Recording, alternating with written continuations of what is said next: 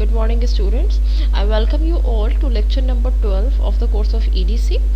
In today's class we are going to continue the active mode working of the BJT. So let's start. I will be giving a quick recap and then we will be moving ahead. If you can recall, I told you in last class that the base emitter junction is on and the collector base junction is off for an active BJT. Based on this, we applied this supply. Negative terminal was connected to N type, positive terminal was connected to P type. So this N and P region, they were forward biased. Currents were going from electron to the base, and also some holes were going from base to electron. The reason between the size of the arrows I've already discussed. I told that since more electrons are going from emitter to base, I have shown it with a larger arrow. Lesser holes are going from base to emitter, I have shown it with a small arrow. And I also told that both these currents constitute the emitter current. ये दोनों मिला के emitter current जो है वो बनाते हैं. But both these currents, of course, because of their direction, you can clearly see that they are cancelling each other. So basically they are counteracting each other, एक दूसरे के against में है. तो अगर एमिटर और बेस की डोपिंग सेम होती तो ये टोटली एक दूसरे को कैंसिल आउट कर देते. जब भी हमने बेस की डोपिंग को कम रखा है कि ये रिवर्स वाले डायरेक्शन में चलने वाला करंट कम है, ज़्यादा इलेक्ट्रॉन्स जो है, यकीनन नेट करंट इसका यही निकलेगा कि इलेक्ट्रॉन्स बेस की तरफ जा रहे होंगे. बेस की विड्थ को कम रखा गया था, बेस की डोपिंग को लाइट रखा गया था, सो दैट लेसर और very few electrons should recombine in the base and more of them should go to the collector. We also said that the electrons which were reaching the base from the emitter region were called as the excess minority carriers. इनको excess minority carriers कहा गया था. अच्छा, जिस वक्त जो है when the electrons reach the base, now we know that the collector base junction is reverse biased. ठीक है, ये collector base junction जब reverse biased है, then how is it allowing the current to flow? Let us see in the next slide. देखिए, emitter से जो current शुरू हुआ कुछ बेस में लॉस्ट हो गया. जाहिर है एमिटर से जो इलेक्ट्रॉन्स शुरू हुए वो कुछ बेस में लॉस्ट हुए. अब आप अगर इस वाले एरिया को देखें तो क्या होगा. इस वाले एरिया में कुछ इलेक्ट्रॉन्स पड़े हुए हैं. देखिए, पी रीजन के लिए ये नेगेटिव सप्लाई और एन रीजन के लिए ये पॉजिटिव सप्लाई रिवर्स बाइजिंग का काम कर रहे हैं, क्योंकि पी मटेरियल के ऊपर नेगेटिव सप्लाई लगा हुआ है, एन मटेरियल के ऊपर पॉजिटिव सप्लाई है. This is of course a reverse bias. But what about the electrons which are present here. इन इलेक्ट्रॉन्स को देखें कि ये इलेक्ट्रॉन्स और ये नेगेटिव सप्लाई एक दूसरे को डेफिनेटली रिपेल करेंगे. तो डिस्पाइट ऑफ द फैक्ट कि ये पी रीजन को रिवर्स बाइजिंग मिली हुई है, इस एन रीजन को रिवर्स बाइजिंग मिली हुई है सप्लाई के साथ, लेकिन ये negative supply excess minority carrier को पुशिंग फोर्स दे रहा है कि जाइए आगे एमिटर कलेक्टर रीजन में एंटर हो जाइए. एट द सेम टाइम ये जो पॉजिटिव सप्लाई यहाँ पे लगी हुई है, ये क्या कर रही है, बेस में जो मौजूद हैं नेगेटिव चार्जेस उनको यहाँ से अट्रैक्ट कर रही है. तो अब हो क्या रहा है, इस सप्लाई की वजह से नेगेटिव टर्मिनल से पुश मिला इलेक्ट्रॉन्स को कि आगे जाएं. एट द सेम टाइम अगर ये थोड़ा सा भी आगे मूव होते हैं, पॉजिटिव टर्मिनल यहाँ से इनको पिकअप कर रहा है और कह रहा है कि ओके कम हेयर, जिसके नतीजे में वो इलेक्ट्रॉन जो बेसिकली एमिटर से चले थे अल्टीमेटली कलेक्टर के से मूव करके यहाँ चले जाएंगे. तो अब हम देखते हैं कि एक ऐसा करंट प्रोड्यूस हुआ है जो एमिटर से शुरू हुआ था और कलेक्टर पे ख़त्म क्या मतलब कलेक्टर तक पहुँच गया. फिर दायरा है आगे से जाके वहीं ये साइकिल कंप्लीट होगी. तो क्या इलेक्ट्रॉन के करंट का डायरेक्शन होगा, वो अब हम डायरेक्शंस को देखते हैं. देखिए, एमिटर करंट का डायरेक्शन ये है, क्योंकि नेट करंट मैंने बताया था जो बेस से यहाँ करंट आ रहा था वो कम था. Net direction of emitter current क्या है, वो ये है. तो मैंने ये आई ई एमिटर करंट का डायरेक्शन बता दिया. Please note one thing that all these arrows mentioned over here are showing electronic current, not the whole current. ये सारे इलेक्ट्रॉनिक करंट को इंडिकेट कर रहे हैं, क्योंकि अभी हम सारा काम इलेक्ट्रॉन्स की डायरेक्शन के हिसाब से पढ़ रहे हैं, इलेक्ट्रॉन्स के मूवमेंट के हिसाब से पढ़ रहे हैं. एमिटर करंट का डायरेक्शन ये है और यही करंट आगे जाके जो है वो होते होते जब कलेक्टर से निकला तो ये कलेक्टर करंट का डायरेक्शन हो गया. मैंने इसी करंट को बेसिकली नीचे मेंशन कर दिया IC, इसमें भी कोई गलती नहीं है. एमिटर करंट जब यूं चल रहा था तो इसका मतलब है वो अगर पीछे की तरफ उसके डायरेक्शन को मतलब प्लॉट करूं तो वो यकीनन इस डायरेक्शन को इंडिकेट कर रहा होगा, ठीक है। यानी कि यहाँ से आकर ये करंट यूं जा रहा है, इसलिए मैंने इसमें आई ई यूं करके लिख दिया।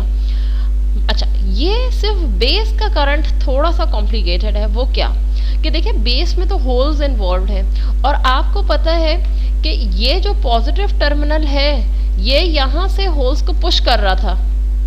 The positive terminal was pushing the holes, और in other word it was providing the holes के यहाँ से आगे चले जाइए इधर। तो मुझे बेसिकली बेस के इलेक्ट्रॉनिक करंट का डायरेक्शन चाहिए। क्या मैं ये कर सकती हूँ कि अगर मुझे होल के करंट का डायरेक्शन नजर आ रहा है तो मैं उसको अपोजिट कर दूं और मैं कह दूं वो मेरे इलेक्ट्रॉनिक करंट का डायरेक्शन होगा? Yes, I can do that. तो मुझे नजर आ रहा है इस सर्किट में बेस, ये जो पॉजिटिव सप्लाई है ये बेस में यूं होल्स भेज रही होगी। This supply will be supplying the base in this direction. जब भी मैंने उसके अपोजिट डायरेक्शन नीचे आने वाले उसमें इलेक्ट्रॉनिक करंट का डायरेक्शन दिखा दिया आई बी। मुझे बेस में इलेक्ट्रॉन्स के फ्लो की डायरेक्शन सही से पता नहीं थी। मैंने देखा कि पॉजिटिव सप्लाई से जो होल्स, जाहिर है पॉजिटिव सप्लाई इस पी मटेरियल को रिपेल कैसे कर रहा है कि ये होल्स प्रोवाइड कर रहा है ना। तो हो क्या रहा है कि पॉजिटिव ने जब पी मटेरियल को रिपेल किया तो इसका मतलब this is the direction of holes toward the P material. तो इसका अपोजिट डायरेक्शन इलेक्ट्रॉन्स का डायरेक्शन होगा, तो वो बेसिकली यूं आ गया आपके पास। तो मैंने उससे आई बी का डायरेक्शन लिखा। ये मेरा पॉइंट है ए। अगर मैं इस पॉइंट ए के ऊपर अप्लाई करूं KCL तो मेरे पास KCL की इक्वेशन क्या बनेगी? प्लीज नोट के IB और IC both these currents are coming toward this node. वो ये रहे, दोनों का मैंने प्लस साइन लिया, और IE is the current going away from this node, यानी कि इस नोड से IE बाहर जा रहा है। तो IE यहाँ पे माइनस में आता, मैंने इस IE को इस साइड पे लिख दिया। तो अब मेरे पास पता चला कि एमिटर करंट बेस और कलेक्टर करंट का सम होता है। अब आप ये देख लें कि ये जितने भी करंट के डायरेक्शंस आपको नजर आ रहे हैं ये सारे करंट इलेक्ट्रॉनिक करंट्स को रिप्रेजेंट कर रहे हैं। इनका जो भी अपोजिट डायरेक्शन होगा हमें वर्कआउट करने की जरूरत नहीं है, जो भी इनका अपोजिट डायरेक्शन होगा वो बेसिकली होल करंट होगा, ठीक है। अच्छा, चाहे ये इक्वेशन जो मैंने निकाली है कि एमिटर करंट बेस और कलेक्टर करंट का सम है, चाहे मैं इलेक्ट्रॉनिक करंट से इक्वेशन लिखती, चाहे मैं होल करंट से इक्वेशन लिखती, एंड रिजल्ट मेरे पास यही आता कि IE IB प्लस IC होता। तो इसका मतलब है कि ये इक्वेशन इलेक्ट्रॉनिक करंट के लिए भी वैलिड है और होल करंट के लिए भी वैलिड है, चाहे मैंने एनपीएन के लिए लिखा है। अगर यही सारा काम मैं पीएनपी ट्रांजिस्टर के लिए करती तो उसमें भी पीएनपी ट्रांजिस्टर के अंदर भी जो मेरी एंड इक्वेशन आएगी, चाहे मैं उसमें इलेक्ट्रॉन्स की मदद से स्टडी करने की कोशिश करूं, चाहे मैं उसमें होल्स की मदद से स्टडी करने की कोशिश करूं, पीएनपी में भी टोटल इक्वेशन यही आएगी कि एमिटर करंट बेस और कलेक्टर करंट का सम है। ये इक्वेशन मुझे एक और चीज़ बता रही है, वो ये कि जब IE बराबर है IB और IC के, it means emitter current will be the highest of all currents, क्योंकि उसमें बेस और कलेक्टर करंट का सम है। तो पता ये भी चल गया कि emitter current will be the highest of all the currents in any BJT, चाहे एनपीएन हो या पीएनपी हो। अब मैंने यहाँ पे आपको ये वर्किंग करवा दी है एनपीएन ट्रांजिस्टर के लिए डिटेल में, ऐसी ही वर्किंग आपने अपने पास लिख के रखनी है पीएनपी ट्रांजिस्टर के लिए इन टर्म्स ऑफ होल्स। जाहिर है यहाँ N है, यहाँ P है, यहाँ फिर N है, वहाँ P होगा, N होगा, फिर P होगा। जाहिर है सब कुछ जो चल रहा होगा इसका रिवर्स में चल रहा होगा। तो वहाँ आपको एंड में होल्स की टर्म में बात करते हुए ये पूरा ऑपरेशन जो है अपने पास लिखना है, जो मैंने अब तक के एक्टिव रीजन के अंदर लिखवाया है। तो लेट्स मूव फॉरवर्ड। कुछ पॉइंट्स हम डिस्कस कर लेते हैं जो ओवरऑल जो है इस ऑपरेशन से रिलेटेड हमें पता होने चाहिए। सबसे पहली बात यह है कि एमिटर वो टर्मिनल है जहां से इलेक्ट्रॉन्स ने आगे जाना शुरू किया था, आगे मूव करना शुरू किया था। Basically that is why emitter जो है वो इलेक्ट्रॉन्स को एमिट कर रहा था या उन कैरियर्स को एमिट कर रहा था जो अल्टीमेटली कलेक्टर पे पहुंचे। That is why emitter is called as emitter. इसको एमिटर क्यों कहा गया? क्योंकि ये इलेक्ट्रॉन्स एमिट करता है। अभी मैंने थोड़ी देर पहले बताया था कि कलेक्टर पे मौजूद ये जो सप्लाई लगी है, जो कि रिवर्स बाइस सप्लाई है इस पी और एन के लिए, लेकिन एक्सेस माइनॉरिटी कैरियर को इसने पुश करके कलेक्टर में पहुंचा दिया था। तो अल्टीमेटली एमिटर से चलने वाले जो इलेक्ट्रॉन्स थे वो कलेक्टर में जाकर कलेक्ट हुए। तो चूंकि ये सारे आके कलेक्ट कहाँ हो रहे हैं, कलेक्टर रीजन के अंदर हो रहे हैं, दैट इज वाई इस रीजन को कलेक्टर रीजन कहा जा रहा है, because it has the function to collect the electrons which were emitted from the emitter region. अच्छा, मजीद ये कि चूंकि कलेक्टर का काम ये है कि ये इलेक्ट्रॉन्स को कलेक्ट करे, इस वजह से इसकी जो विड्थ है वो ज़रा ज़्यादा वाइड बनाई जाती है ताकि मैक्सिमम इलेक्ट्रॉन्स यहाँ से बेस से तेज़ी से गुजरते हुए आके यहाँ रुके, तेज़ी से बेस से गुजरते हुए आके यहाँ रुके और यहाँ कलेक्ट हो सके और फिर आगे जो है वो जा सके। ठीक है, तो width of the collector is more because its function is to collect the electrons coming from the emitter, and its wide width allows more and more electrons to be collected into the collector region. अच्छा, दूसरी बात ये कि अब आपको थोड़ा बहुत अंदाज़ा हो रहा होगा कि एमिटर की विड्थ ऐसा इतनी मैटर नहीं करती, बेस की विड्थ बहुत मैटर करती है, क्योंकि अगर ये थिन ना होता तो ज़्यादा से ज़्यादा इलेक्ट्रॉन आके बेस में रिकम्बाइन हो जाते। तो बेस की विड्थ कम क्यों है, इसकी डोपिंग कम क्यों है, रीज़न पता चल गया। कलेक्टर की डोपिंग मॉडरेट रखते हैं, कोई बहुत हाई डोपिंग रखने की ज़रूरत नहीं है। लेकिन हाँ, ये जो कलेक्टर के ऊपर रिवर्स बाइज लगा हुआ है, प्लीज नोट कि रिवर्स बाइजिंग के अंदर हमें, अच्छा अभी रिवर्स बाइस को एंड में डिस्कस करते हैं। कलेक्टर की जो विड्थ है, बेसिकली कलेक्टर की जो विड्थ है उसको ज़्यादा इसलिए होना है क्योंकि मैक्सिमम इलेक्ट्रॉन्स यहाँ के अकोमोडेट हो सके, रुक सके। एमिटर की डोपिंग ज़्यादा थी ताकि ये मैक्सिमम इलेक्ट्रॉन्स जो है वो एमिट कर सके जो कि बेस से गुजरते हुए कलेक्टर में जाए। तो यहाँ यही बताया गया है कि इन सारे रीजन्स की डोपिंग को और इनकी विड्थ को डिफरेंट इसलिए रखा जाता है ताकि इसका ये जो ऑपरेशन है या इसकी वर्किंग है इसको पॉसिबल कराया जा सके। अगर ऐसा नहीं होता तो डेफिनेटली ये बीजेटी जो है वो सही से वर्किंग में नहीं आता कि सबकी विड्थ बराबर होती, सबकी कंसंट्रेशन बराबर होती, तो डेफिनेटली जो फिनोमेना इसके अंदर हो रहा है वो अकर नहीं कर पाता। अच्छा, while discussing the NPN transistor, सारी की सारी जो वर्किंग हमने स्टडी की है वो बेसिकली इलेक्ट्रॉनिक करंट जो हमने डिस्कस किया है ये सब इलेक्ट्रॉन्स के फॉर्म में डिस्कस किया है, क्योंकि इलेक्ट्रॉन्स चले, क्योंकि ये एमिटर का जो रीजन था वो एन रीजन था। जब कभी भी आप पीएनपी ट्रांजिस्टर की ऐसी वर्किंग देखेंगे तो उसका जो एमिटर होगा वो पी टाइप मटेरियल होगा, तो आप जो अपनी सारी डिस्कशन लिखेंगे वो होल्स की टर्म्स में लिख रहे होंगे। ठीक है, okay, with this we are stopping it over here. Let us see the next slide. Okay, so this is actually the carrier concentration profile. This is nothing very much difficult. ये just एक figure है जिसको हमें basically study करना है, एक तरह से carrier concentration का प्रोफाइल है। ये एक्सप्लेनेशन 3-4 जो लाइंस लिखी हैं ये और ये से फिगर बनानी आ जाए, दैट इज़ इनफ। सबसे पहली बात ये कि ये बता क्या रहा है, ऑन दी एक्स एक्सिस ये हमें डिस्टेंस बता रहा है और वाई एक्सिस बता रहा है कैरियर कंसंट्रेशन। कैरियर कंसंट्रेशन का मतलब क्या है, अमाउंट ऑफ चार्ज, कितना चार्ज मौजूद है। ये बेसिकली पूरे बीजेटी के लिए एक रफ स्केच बनाया गया हुआ है जिसमें साइड पे एमिटर रीजन दिखाया है, बेस रीजन दिखाया हुआ और कलेक्टर रीजन दिखाया हुआ है। रफली ये दिखाया हुआ है कि ये एक एक्टिव रीजन में जो बीजेटी है या एक्टिव मोड में जो बीजेटी है ये उसके लिए बनाया हुआ है। तो जब एक्टिव मोड होता है तो आपको पता है एमिटर और बेस जंक्शन जो है दैट इज़ फॉरवर्ड बाइस्ड। जब भी एमिटर और बेस जंक्शन के दरमियान जो डिप्लीशन रीजन है वो आपको नैरो दिखाई भी गई है।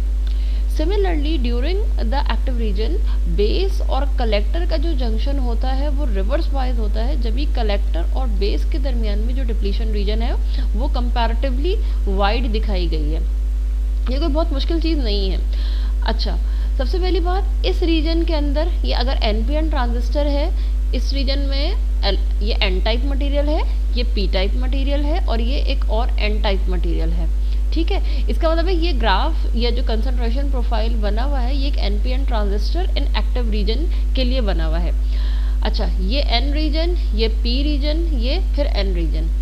अब इसका क्या मतलब है, ये दो क्या चीज़ें बता रही हैं, इसका मतलब ये है पी एन, पी का मतलब है होल्स, एक्चुअल अल्फ़ाबेट बता रहा है होल्स, सबस्क्रिप्ट बता रहा है द टाइप ऑफ मटेरियल। ऐसी रिप्रेजेंटेशन हमने फर्स्ट ईयर में भी की थी इफ़ यू कैन रिकॉल। तो P बेसिकली बता रहा है होल्स की तादाद N मटेरियल में, ज़ीरो का मतलब क्या है, एट द जंक्शन।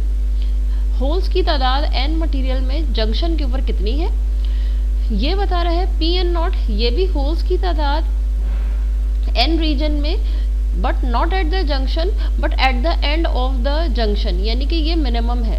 ये N रीजन था, इसमें होल्स कहाँ से आ रहे हैं? देखिए, जब आपने एमिटर और बेस रीजन को फॉरवर्ड वाइज किया है तो एमिटर के कुछ इलेक्ट्रॉन बेस रीजन में एंटर हुए हैं, वो इलेक्ट्रॉन्स ये नज़र आ रहे हैं। बिल्कुल इसी तरह जब फॉरवर्ड वाइज किया था तो बेस के कुछ होल्स एमिटर में एंटर हुए थे, वो होल्स की तादाद बेसिकली ये नज़र आ रही है।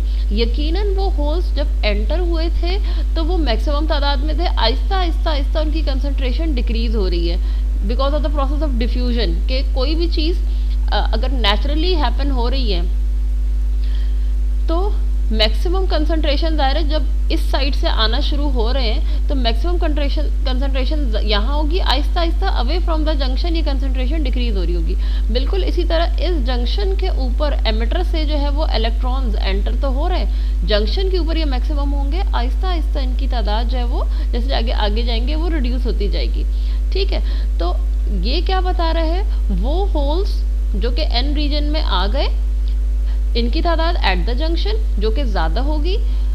ये वही होल्स हैं जो N रीजन में आए हैं, लेकिन ये जंक्शन से दूर आके जो इनकी तादाद आहिस्ता आहिस्ता कम होती गई, ये उस तादाद को बता रहा है। ये मिनिमम क्वांटिटी है, ये मैक्सिमम क्वांटिटी है। प्लीज़ नोट के एमिटर से जो इलेक्ट्रॉन बेस के अंदर घुस रहे हैं उनका अमाउंट ज़्यादा है, ये नज़र ही आ रहा है ये ज़्यादा है, जबकि बेस से जो कैरियर्स एंटर हो रहे हैं एमिटर रीजन के अंदर जो कि होल्स हैं उनकी क्वांटिटी या उनका अमाउंट जो है वो रिलेटिवली काफ़ी कम है। ये इतने कम है और ये इतने ज़्यादा है, जो ये बहुत क्लियरली बता रहा है कि एमिटर की जो डोपिंग थी वो बहुत हाई थी, जब भी एमिटर से जो इलेक्ट्रॉन्स बेस में आए वो ज़्यादा है, बेस की डोपिंग कम थी, जब भी जो बेस से होल्स एमिटर में एंटर हुए उनकी तादाद जो क्वांटिटी जो थी वो कम थी। अच्छा, बिल्कुल इसी तरह जो एमिटर से इलेक्ट्रॉन्स एंटर हुए बेस में, तो N जो है वो रिप्रेजेंट कर रहा है इलेक्ट्रॉन्स को, P रिप्रेजेंट कर रहा है जो सबस्क्रिप्ट में है, ये रिप्रेजेंट कर रहा है बेस मटेरियल को, यानी कि जो कि P है।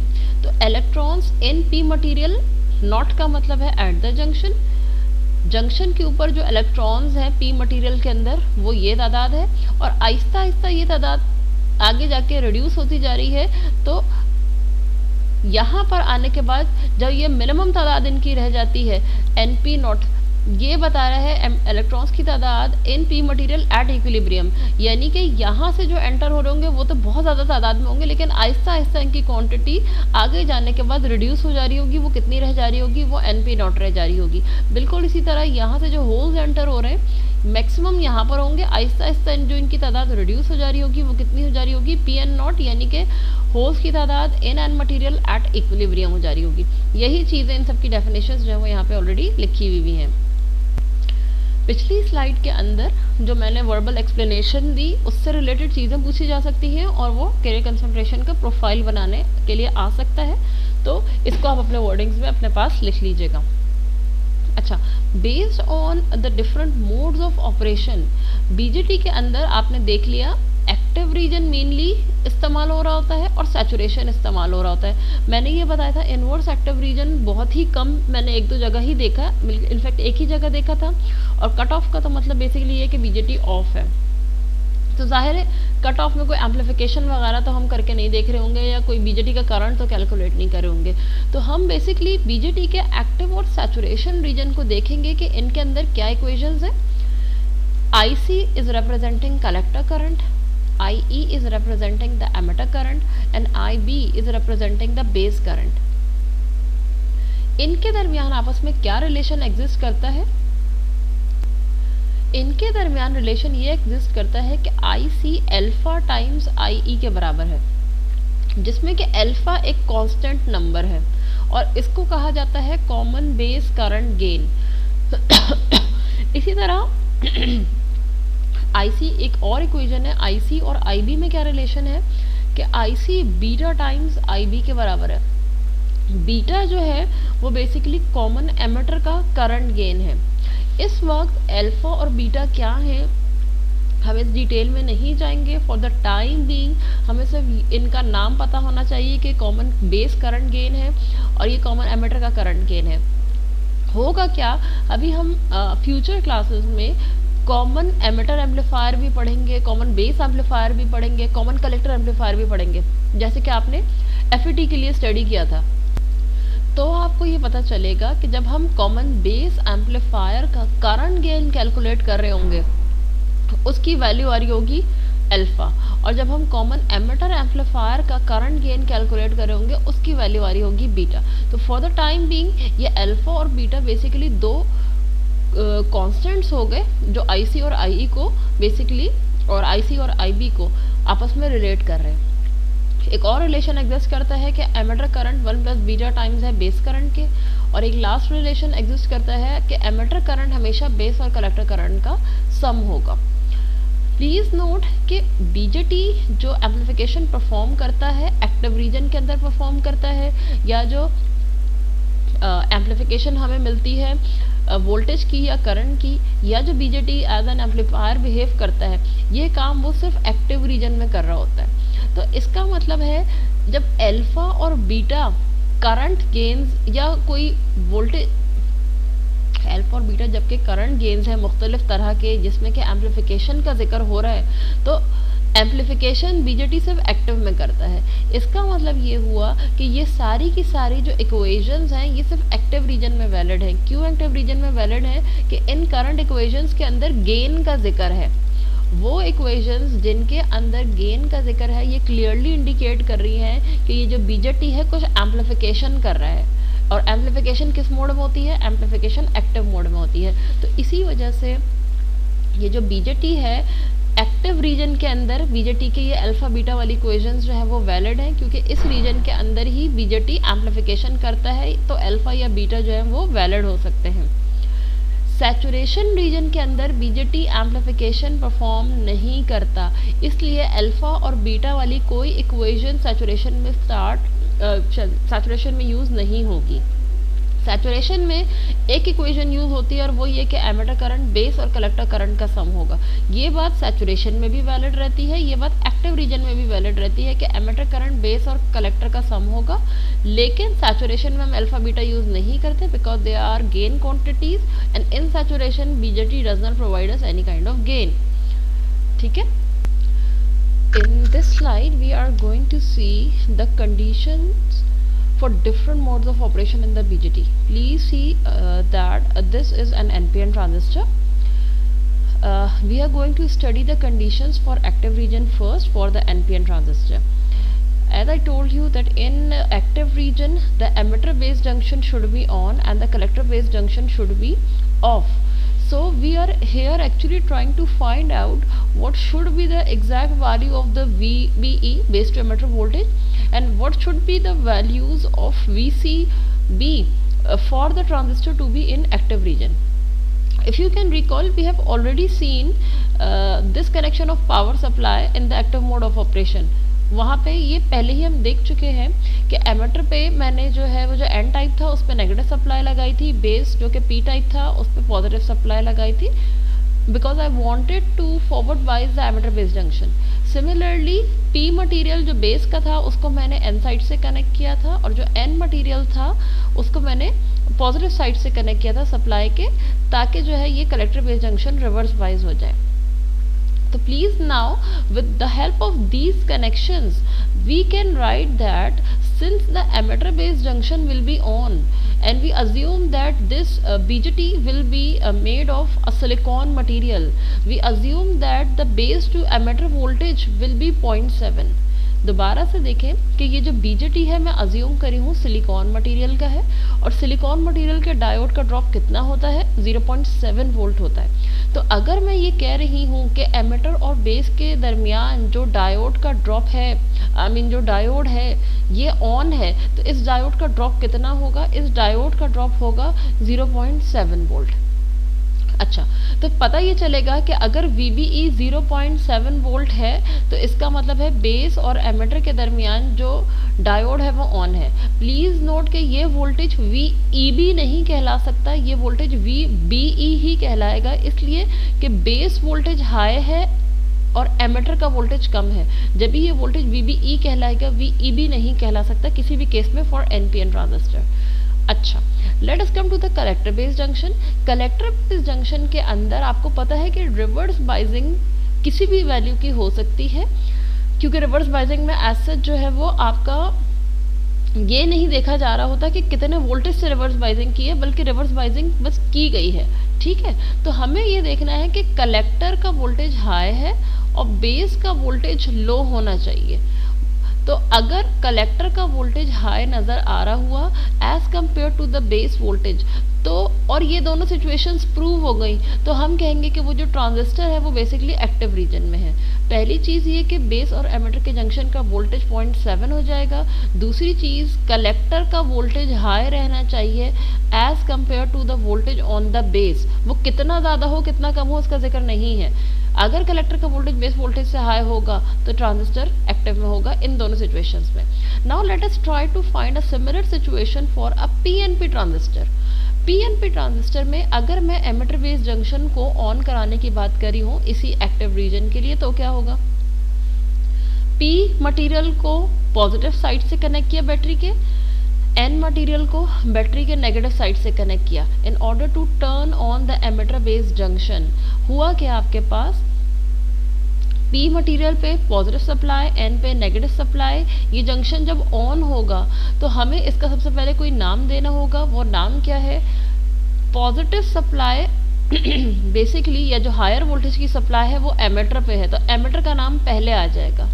लोअर सप्लाई बेसिकली बेस की तरफ है, तो इसका मतलब है बेस का नाम बाद में आएगा। हायर वोल्टेज और लोअर वोल्टेज लिखते हैं, तो हायर वोल्टेज एमिटर का है, लोअर वोल्टेज बेस का है। VEB PMOS का अगर 0.7 आ जाता है जो कि सिलिकॉन वोल्टेज के ड्रॉप के बराबर है, तो हम अज्यूम करेंगे कि एमिटर बेस जंक्शन ऑन है। या दूसरे अल्फाज में कि मैं एमिटर बेस जंक्शन को ऑन करवाना अगर अज्यूम कर रही हूँ कि ये जंक्शन ऑन है, तो मैं VEB को 0.7 ले सकती हूँ। दोनों तरह से बात सही है कि एमिटर बेस जंक्शन को ऑन कराने के लिए एमिटर से लेके बेस तक का जो ड्रॉप है वो 0.7 होगा for a silicon based BJT। Collector base junction को PNP ट्रांजिस्टर के रिवर्स बाइस कराना है एक्टिव रीजन के लिए। ये रिवर्स बाइस कैसे होगा? ये रिवर्स बाइस ऐसे होगा कि N पे हायर वोल्टेज नज़र आ रहा हो जो कि बेस मटेरियल है, और P पे लोअर वोल्टेज नज़र आ रहा हो जो कि कलेक्टर मटेरियल है, जो कि यहाँ नज़र आ रहा है। तो अब मैं इस सप्लाई का नाम क्या दूंगी? बेस के ऊपर बेसिकली हाई सप्लाई है, ठीक है, पॉजिटिव सप्लाई या हाई सप्लाई बेस के ऊपर है, तो बेस का नाम पहले लिखा, और जो कम वाली सप्लाई का वोल्टेज है, नेगेटिव सप्लाई है, उसको बाद में लिखा। VBC इस सप्लाई का नाम हो गया। हमें अज्यूम या इंश्योर अज्यूम नहीं, हमें इंश्योर ये करना है कि ये जंक्शन रिवर्स बाइस हो। ये रिवर्स बाइस कैसे है कि P पे कम मटेरियल हो, P पे कम वोल्टेज हो, यानी कलेक्टर का वोल्टेज कम हो जैसे कि यहाँ लिखा हुआ है, और बेस का जो N मटेरियल है उसका वोल्टेज ज़्यादा हो, जैसा कि यहाँ लिखा है कि अगर बेस का वोल्टेज कलेक्टर के वोल्टेज से ज़्यादा है तो NP ट्रांजिस्टर का बेस टू कलेक्टर जंक्शन जो है वो रिवर्स बाइस होगा। तो अब हमें एक्टिव रीजन की कंडीशंस पता चल गई हैं। NPN ट्रांजिस्टर के लिए ये हैं और PNP ट्रांजिस्टर्स के लिए ये हैं। Let us go and see the condition of saturation region for both of these diodes, for both of these BJTs। PNP के लिए यही सारी एनालिसिस एग्जैक्ट होगी। I am leaving that analysis for you to complete. सबसे पहले हम इसको detail में देखते हैं। PNP के एनालिसिस बिल्कुल भी मुश्किल नहीं है। जहाँ जहाँ VBE आ रहा है वहाँ EB आ जाएगा, जहाँ जहाँ VBC आ रहा है वहाँ VCB आ जाएगा। सिंबल्स रिवर्स होते जाएंगे, वैल्यूज सारी की सारी यही रहेंगी, ठीक है। मैं भी बताती हूँ एंड में वो कैसे करना है। NPN ट्रांजिस्टर को ले लिया आपने।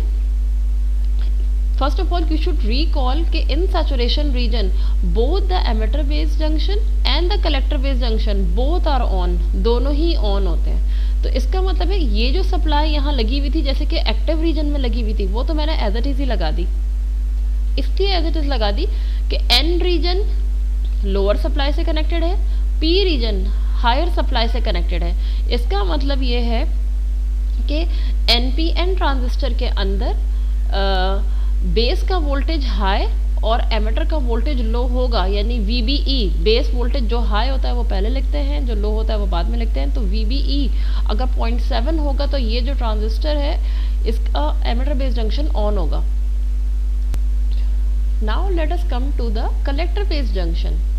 इस दफ़ा सैचुरेशन रीजन में हमें इन दोनों एमिटर बेस को और कलेक्टर बेस दोनों जंक्शन को ऑन करना है। तो ऑन करने के लिए क्या ज़रूरी है कि कलेक्टर बेस की बात हो रही है, बेस है आपका पी मटेरियल, पी पे आपने लगाया पॉजिटिव वोल्टेज या हायर वोल्टेज और एन पे आपने लगाया लोअर वोल्टेज।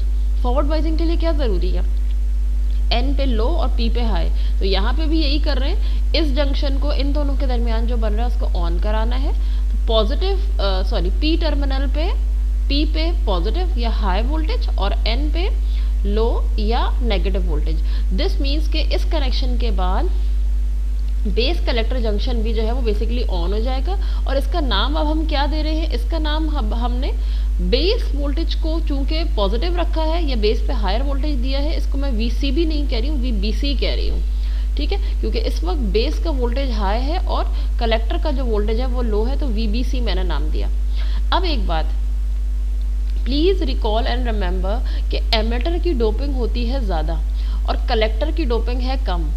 यहाँ पर भी एक जो डायोड बन रहा है एन और पी के दरमियान बन रहा है, यहाँ पर भी जो एक डायोड बन रहा है एन और पी के दरमियान बन रहा है। डिफरेंस क्या है, यहाँ जो डायोड एन और पी के दरमियान में बन रहा है उसमें एन के अंदर इलेक्ट्रॉन्स की तादाद बहुत ज़्यादा है, लेकिन यहाँ जो डायोड बन रहा है एन और पी के दरमियान उसमें एन के अंदर इलेक्ट्रॉन्स की तादाद उतनी ज़्यादा नहीं है जितनी एमिटर में थी। अब एक बात आपको पता होनी चाहिए कि फर्स्ट ईयर के अंदर आपने बिल्ट इन वोल्टेज फाइंड करने का फॉर्मूला पढ़ा होगा डायोड का, कि डायोड का बिल्ट इन पोटेंशियल बराबर होता है V naught equal to VT ln of NA/ND over NI square. NA/ND क्या बता रहे थे, मैं अज्यूम करूँगी फॉर्मूला आपको याद है। NA/ND बता रहे थे कि जो डायोड के अंदर मटेरियल लगे हुए हैं N टाइप मटेरियल या P टाइप मटेरियल, उनके अंदर कितने इलेक्ट्रॉन्स या कितने होल्स मौजूद हैं बिल्ट इन वोल्टेज इस पर भी डिपेंडेंट है। तो क्या मैं ये कह सकती हूँ कि इन दोनों के अंदर कैरियर ज़्यादा होंगे, एमिटर और बेस के अंदर कैरियर ज़्यादा होंगे as compare to base and collector? बिल्कुल ऐसे ही है। बिल्ट इन वोल्टेज का formula VT ln of NA/ND over NI square होता था। NA P मटेरियल की कंसंट्रेशन बताता था, ND N मटेरियल की कंसंट्रेशन बताता था। आसान अल्फाज में अगर वो याद नहीं भी है तो ये याद रख लें कि कंसंट्रेशन ऑफ कैरियर्स, कितने कैरियर इसमें मौजूद हैं, कितने कैरियर इसमें मौजूद हैं, ये चीज़ अफेक्ट करती है बिल्ट इन वोल्टेज को, ठीक है। तो इसका मतलब ये है कि जब एमिटर में ज़्यादा है और कलेक्टर में कम है तो एमिटर बेस जंक्शन का जो बिल्ट इन वोल्टेज आएगा वो ज़्यादा आएगा और कलेक्टर बेस जंक्शन का जो बिल्ट इन वोल्टेज आता है वो कम आता है, क्योंकि कलेक्टर की डोपिंग कम है। तो VBE, अगर ये डायोड ऑन होता है VBE वाला, एमिटर बेस वाला, तो इसका वोल्टेज ड्रॉप तो 0.7 वोल्ट होगा। लेकिन जब ये जो कलेक्टर बेस के दरमियान जो डायोड आप ऑन करा रहे हैं, इसको भी तो फॉरवर्ड वाइज करा रहे हैं, तो इसका जो वोल्टेज ड्रॉप होगा वो 0.7 नहीं होता, वो 0.4 से 0.6 वोल्ट तक इसी के दरमियान होता है। तो ऑन एन एवरेज इस वोल्टेज को 0.5 वोल्ट रख के कैलकुलेशन कर दी जाती है, ऑल्दो इसकी वैल्यू 0.4 से 0.6 वोल्ट तक के करीब आ रही होती है।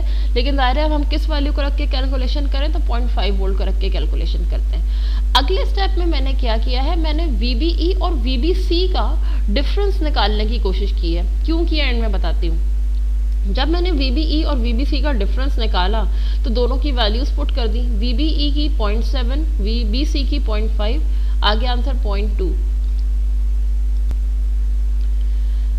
पता ये चल रहा है कि VBE can be expanded and written as VB minus VE। Similarly VBC can be expanded and written as VB minus VC। ये आ गया 0.2 के बराबर। ओपन कर दें ब्रैकेट को, V B minus V E minus V B minus minus plus V C equal to 0.2। V B का term दोनों side से कैंसिल हो गया, ये बच गया plus V C minus V E. तो V C minus V E को मैं क्या लिख सकती हूँ कंबाइन करके, वी सी ई 0.2। ये क्या चीज़ आई है, ये चीज़ आई है कि सैचुरेशन रीजन में जब कोई बीजेटी चला जाता है तो उसके वीबीई की जो वैल्यू है वो 0.7 होती है, उसके वीबीसी की वैल्यू 0.5 हो जाती है, और उसके कलेक्टर टू एमिटर वीसीई की जो वैल्यू है वो 0.2 हो जाती है। ये वैल्यू ऑफ कोर्स एक इनडायरेक्ट तरीके से कैलकुलेट हुई है, but these calculations and the last formula very clearly tells us कि बीजेटी के अंदर अगर वो सैचुरेट हो जाए तो कलेक्टर से लेके एमिटर तक का वोल्टेज VCE माइनस VE का क्या मतलब है, कलेक्टर और एमिटर के दरमियान वोल्टेज का डिफरेंस आप निकाल रहे हैं ना, VC माइनस VE, तो इन दोनों के दरमियान वोल्टेज का डिफरेंस सिर्फ 0.2 वोल्ट रह जाता है, ये सिर्फ एक दूसरे से 0.2 वोल्ट की दूरी पे ऑटोमेटिकली आ जाते हैं। तो ये वैल्यू VCE 0.2 वोल्ट के बराबर हम सैचुरेशन की कैलकुलेशन में इस्तेमाल कर सकते हैं directly without using this derivation. अब आपने अगले स्टेप में क्या करना है, ऐसी ही एक डायग्राम आपने बनानी है PNP ट्रांजिस्टर के लिए, उसमें एमिटर बेस जंक्शन को ऑन करके उसकी सप्लाई पोलैरिटी के साथ कनेक्ट करनी है, PNP में कलेक्टर बेस जंक्शन को ऑन कराने के लिए उसकी सप्लाई लिखनी है। वहां पर आपके पास खुद ब खुद से देखिएगा VBE नहीं बन रहा होगा, VEB बन रहा होगा, उस VEB को आप कहेंगे कि वो 0.7 है। उसके अंदर आप मजीद देखेंगे उसमें VBC नहीं बन रहा होगा, उसमें ऑटोमेटिकली VCB बन रहा होगा, उसकी वैल्यू यही रहेगी 0.4 से 0.6, तो VCB आपका आ जाएगा 0.5। फिर आप VEB और VCB का डिफरेंस फाइंड करेंगे, ये राइट हैंड साइड तो एज इट इज रहेगी, उसके भी ब्रैकेट को एक्सपेंड करेंगे, करते करते जब सॉल्व करके आएंगे तो आपके पास VCE की नहीं बल्कि VEC की वैल्यू आ रही होगी फॉर अ PMOS ट्रांजिस्टर। तो पता चलेगा कि PMOS ट्रांजिस्टर में VEC 0.2 के बराबर आ जाता है सैचुरेशन में, जबकि NPN ट्रांजिस्टर जो है VCE 0.2 के बराबर आ जाता है सैचुरेशन रीजन में। We can use these results directly during the calculation और during the solution of numericals.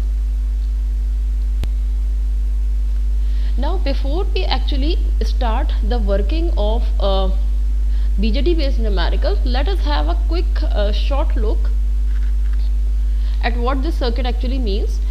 Please see that this is the circuit of an NPN transistor. Supply लगी हुई है +10 वोल्ट, ग्राउंड लगी हुई है सप्लाई, एक 4 volt की सप्लाई भी नज़र आ रही है। All these sources are DC voltage sources, constant sources आपको बड़ी क्लियर नज़र आ रही है। प्लीज़ नोट कि ये टर्मिनल बेस को इंडिकेट कर रहा है, एरो हेड वाला टर्मिनल आपके एमिटर को इंडिकेट कर रहा है, और ये विदाउट एरो हेड वाला टर्मिनल आपके कलेक्टर को इंडिकेट कर रहा है। बिल्कुल मॉसफेट की तरह है। अगर इसका स्ट्रक्चर देखें कि अगर बेस मटेरियल पे डायरेक्ट सप्लाई लगी हुई है तो ये क्या इंडिकेट कर रहा है कि बेस का वोल्टेज भी 4 वोल्ट है, लेकिन अगर यहाँ बीच में कोई रेजिस्टर लगा हुआ होता तो बेस का और ये सप्लाई वोल्टेज अलग अलग होते, सेम ना होते। इसी तरह से ये जो 10 वोल्ट वोल्टेज है ये कलेक्टर का वोल्टेज नहीं है। 10 वोल्ट में से कुछ ना कुछ इस रेजिस्टर के अंदर ड्रॉप होगा, जो बचेगा वो बेसिकली यहाँ रहा होगा, वो आपका कलेक्टर वोल्टेज होगा। यानी कि voltage appearing directly on the collector represents the collector voltage. ये 10 वोल्ट कलेक्टर वोल्टेज हरगिज नहीं है। बिल्कुल इसी तरह ये जो ग्राउंड वोल्टेज है ये एमिटर वोल्टेज हरगिज नहीं है, बल्कि जो voltage appearing directly on the emitter terminal ये एमिटर का वोल्टेज है।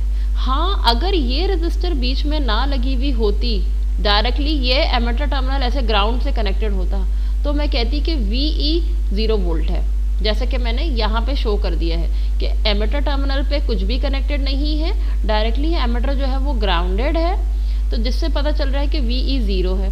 बिल्कुल इसी तरह मैंने फॉर एग्जांपल के तौर पे कलेक्टर टर्मिनल को भी डायरेक्ट शॉर्ट सर्किट कर दिया है, और मैंने ये दिखा दिया है कि अगर कलेक्टर के अंदर कोई रजिस्टर नहीं होता तो यही 10 वोल्ट की जो सप्लाई है आपकी वो कलेक्टर का वोल्टेज बन जाता।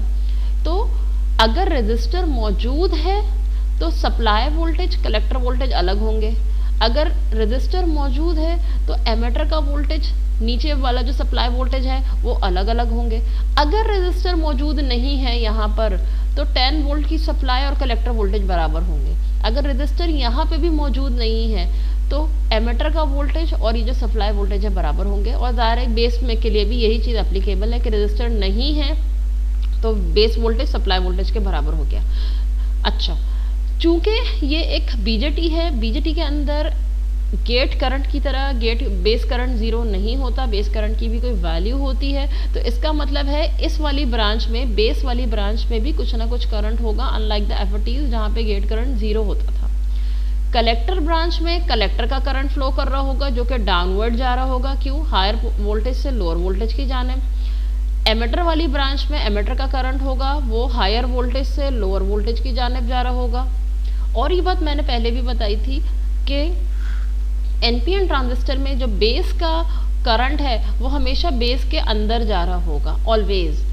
ठीक है, तो इसका मतलब है कलेक्टर करंट और बेस करंट, ये दोनों करंट मिल के एमीटर करंट बना रहे होंगे, जो कि प्रूफ कर रहा होगा कि हमारी इक्वेशन आई ई बराबर होती है आई बी के प्लस आई सी के। ठीक है, तो इस अंडरस्टैंडिंग के बाद अब हम नेक्स्ट क्लास में इंशाल्लाह स्टार्ट करेंगे बीजेटी के न्यूमेरिकल्स।